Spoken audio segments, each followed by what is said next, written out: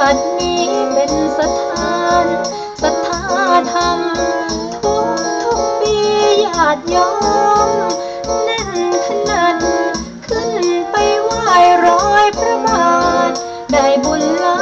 ำท่านพ่อเขียนเปิดป่าพิธีกรรมเพื่อญาติโยมกลายกรรมไม่อันตรายมาบัดนี้ญาติโยมชาวพุทธ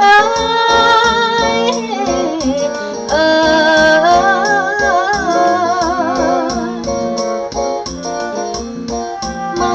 บัดนี้ญาติโยมชาวพุทธสุดเอื้อน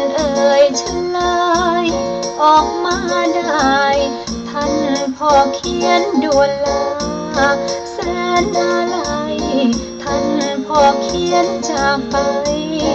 นิรันดร์การเหลือแต่เพียงความดี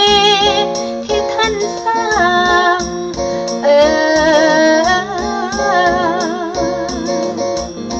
ลือแต่เพียงความดีที่ท่านสร้างมีตัวอย่างให้เห็นทุกส